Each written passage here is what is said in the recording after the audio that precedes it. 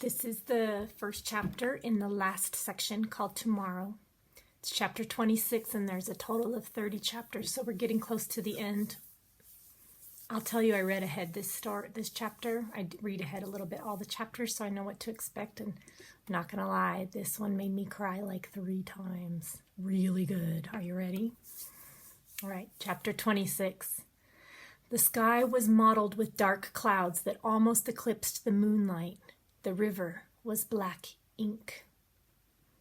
They had left well before dawn in a small boat. Jadra sat in back, deftly rowing. Max on the front thwart opposite, watching the river recede.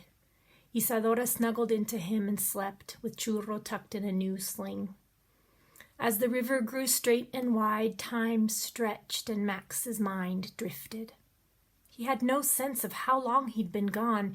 He had to think hard about what day it was. Monday. Tomorrow it would be exactly 3 weeks since Papa had left for San Clemente, and that meant yesterday would have been Sunday dinner. He pictured Amelia sitting beneath the oak tree at the cottage, working in her puzzle book. Buelo cooking in the kitchen with Mariana and Papa and Tio playing chess at an old picnic table. He wondered if Chuy had come looking for him to go to the waterhole. Santa Maria and everyone in his life felt so far away. Even the football tryouts seemed distant and oddly unimportant. As if reading his mind, Jadra said, "You must miss home. I can see you're carrying many burdens of your own. Even though you've come seeking answers for yourself, you have been brave and selfless. You never left Isadora, and you risked your own life to save hers. Your father and grandfather will be very proud of you." Max let the words sink in. I hope so. Would they be angry when they discovered he'd disobeyed them? Isadora has grown attached to you, and you to her, said Jadra. Max nodded in the darkness. He tried not to think about the return trip without her. Do she and her sister have any other family to take care of them? Someone over there in Mañana Land? Jadra kept her voice low. Their parents were killed by military police while protesting conditions in the factory where they worked. As far as I know, there's no one else. Her sister is only 2 years older than I am. How will they live? The Guardians won't abandon them. The network is wide and deep. Max repositioned Isadora so that she was snug in the crook of his arm. She was lucky there was a place like Mañana Land where, unlike Santa Maria, everyone is welcome. Is Mañana Land a big country or a small one? When we arrive, is there someone I can ask about my mother? Jadra stopped rowing. Maximiliano, I don't think you understand. Mañana Land is not a destination. It's like a way of thinking. He frowned. What does that mean? But isn't that where we're going? In a sense, yes. We're taking Isadora to the next Guardian. Then she and Rosalina will go on to someplace else so that they might leave a painful past behind and have a new life with at least the possibility of happiness.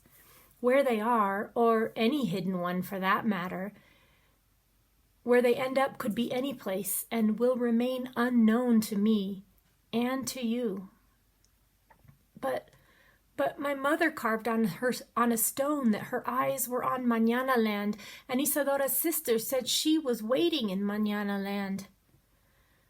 Your mother's eyes were on a hope and a dream, said Jadra, and Rosalina meant that she was waiting for her sister somewhere safe where they could live without fear of whatever happened in Abismo.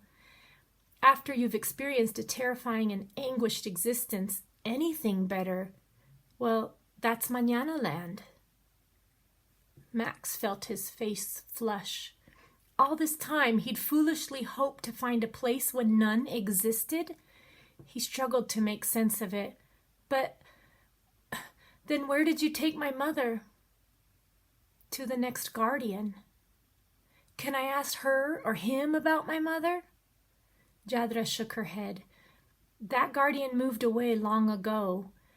I've never had occasion to assist on the next leg of the journey, so I don't even know where the hidden ones go after I hand them off. I only know that they travel by train. Did my mother tell you anything about why she left? I had to move her quickly, just like Isadora. She was with 2 other young women, so we didn't have a chance to talk privately. At first she posed as the guardian, but then admitted she had been a hidden one and needed to move on. She said it was for the safety of her family. I told your father the same thing years ago when he came searching for her. She was brave and determined and risked her own life to guide the 2 women here, even if it was also for herself. You are like her in that way. Max let Yadra's words sink in. But you have to know something more. I came all this way, and Buelo said you would have answers. I'm sorry, Max. That's all I know. Max's body deflated with the weight of her words. Without any more clues, how would he ever find his mother, or know what his own future held? Maybe Papa was right not to believe in happy endings. Yadra continued to row. Max turned his head away from her and silently wept. By mid-morning, rain threatened. The landscape turned to rolling hills with few trees. Max and Yadra took turns rowing and resting. After what felt like hours, Yadra slowed the boat and searched the riverbank. "What are you looking for?" asked Max. "A signal," said Yadra. A lone cottage near the top of the hill came into view. "Look for smoke from a chimney." Within minutes, a plume rose from the bricks. Yadra pulled the oars and moved the boat upstream again. That was the sign that it's safe to proceed. Señorita Villa will meet us. Is she the next guardian? Yes. She's new like you, but not quite as young. She's already helped many women find their way. Within minutes, they had tied the rowboat to a small, isolated pier and waited under a large oak tree near the riverbank.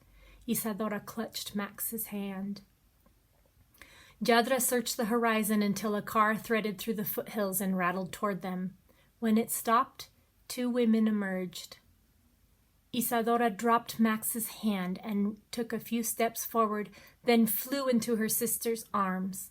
For a moment there was no sound except muffled crying and then quiet laughter. He couldn't tell who clung to the other more tightly. Yadra put an arm around his shoulder. We don't often get to see the reunions. Usually we just send people off to the horizon. It makes it worth it, yes? Max swiped at his eyes and nodded. Señorita Villa was barely taller than Max and didn't look much older than Rosalina. With her hair beneath a bandana and smock apron over her clothes, she looked like any young woman in the market. She embraced Yadra and the 2 women stepped aside to talk. Isadora pulled her sister towards Max. Rosalina had the same timid smile and thick fringed hair as Isadora, although she wore hers loose and unbraided. She grasped Max's hand and held it. "Thank you for bringing Isa to me. She told me what a good guardian you were and that you saved her life more than once." Max thought about how far he'd come. There was a vast distance between here and Santa Maria, of course, but his feelings had changed too. At first he had thought Isadora a burden, that he couldn't wait to unload on the next guardian. And now he couldn't imagine being without her. A lump formed in his throat. I was glad to be the one, he said, and he meant it. Yadra approached and explained to Isadora and Rosalina that Señorita Villa would travel with them by train. In 3 days, you'll be safe, somewhere far away. Did you hear that, Churro? Isadora cooed softly. We'll be safe. Yadra shook her head. I'm afraid Churro can't go with you. Isadora hugged the kitten. He needs me. Yadra's eyes were tender. I'm sorry, But if he's discovered, the conductor will put him off along the way, and he'll be all alone in the world. That's not fair to him, and you cannot afford to draw attention to yourself or your sister." Isadora's body crumpled. Max cringed. He never should have allowed her to bring the kitten in the first place. "I'll hide him. I won't let anyone see him." Isadora's big eyes begged Max for help. He knelt in front of her. "Why don't I take Churro home with me? Abuelo and Papa would love him, and so will my aunties and Tio. You know Churro loves Lola. We'll be his family, and someday when things are safer, you can come back and visit and see how he's grown." Tears ran down Isadora's cheeks. "You know that won't happen. Nobody ever comes back." She hugged Churro. Rosalina put a hand on Isadora's shoulder. "Isa, we've come this far and we don't want to get caught now, do we?" "No," she whimpered. Max took her hand. "This is the best thing for Churro. It doesn't mean you don't love him." Gently he took the kitten and handed him to Yadra. "It means you do love him, and you want him to be safe with people who will care for him and protect him always." As he said the words, he wondered if that was what his mother had done for him. Had she saved him from a dangerous and unpredictable life? "You will take good care of him," she whimpered, "and let him sleep inside?" Max choked out his words.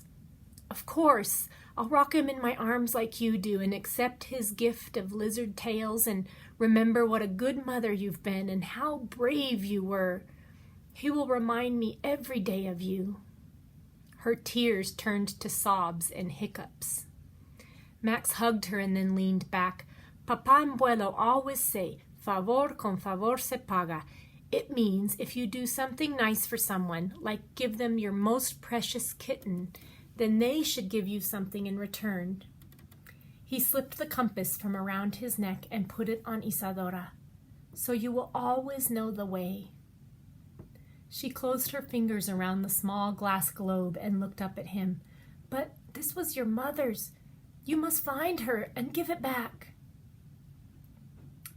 Max shook his head. "I can't go on any farther, so I'm counting on you to keep this safe and always wear it. My mother is somewhere in Mañana Land.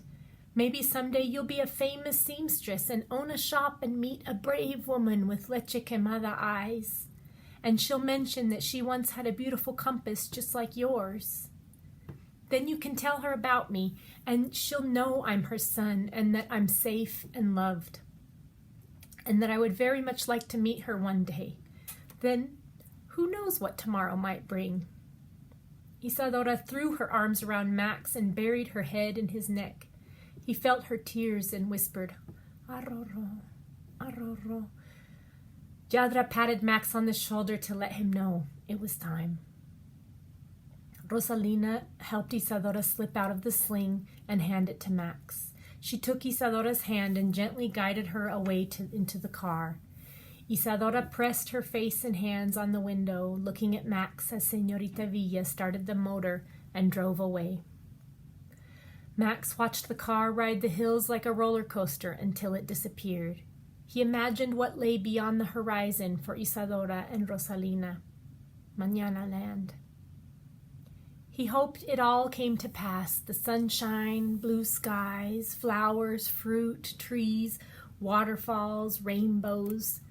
A different tomorrow, one without fear and filled with kindness, safety, and hope.